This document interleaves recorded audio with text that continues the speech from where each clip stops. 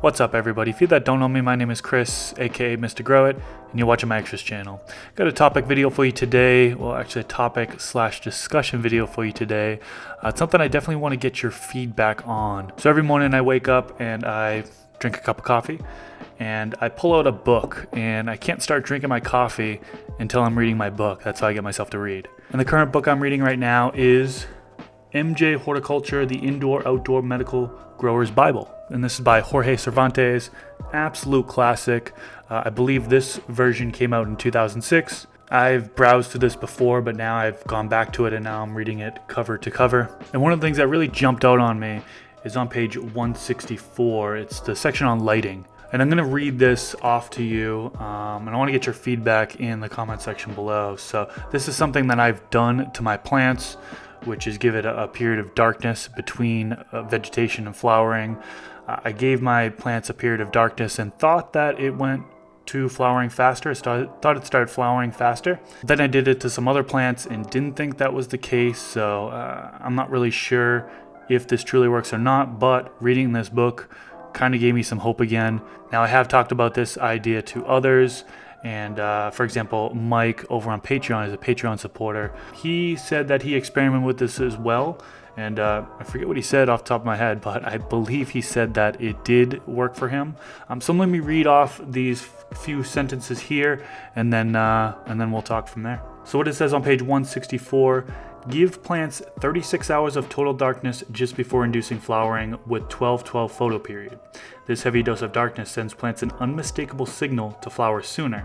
Growers using this technique report that plants normally show signs of flowering, such as pistil formation, within 2 weeks and develop pistils after a week of flowering. Growers have experimented with giving plants up to 48 hours of total darkness to jumpstart flowering, and have found that 36 hours, 3 continuous 12-hour nights, is most effective.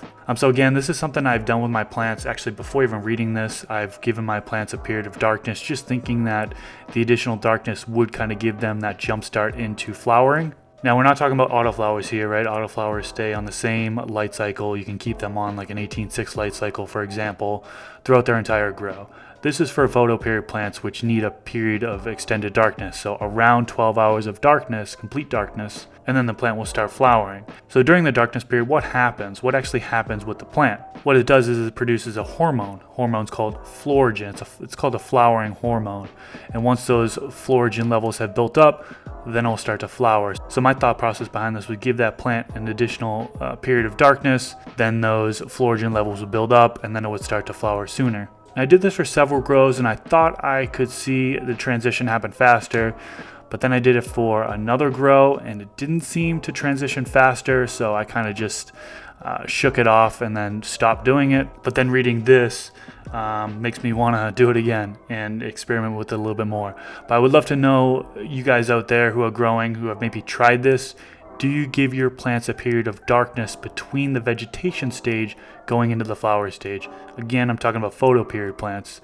So for photoperiod plants, do you give your plants 24 hours of darkness, 36, 48 hours of darkness, and then go into the flowering stage? And if you do that, have you seen a faster transition of flowering? So showing signs of sex faster than when you don't do it? Let me know down in the comment section below. That's really all I wanted to cover in this video. I will link this book down in the description section below. Definitely recommend it for intermediate to advanced growers. Beginners, I bought this when I was a beginner and a lot of it just went over my head, to be honest with you. But if you're trying to take your grow up to the next level, this one is definitely a good read. So that's pretty much it for this video, guys. If you enjoyed it, please click that thumbs up, and I will leave it at that. Thank you so much for watching, and until next time, peace.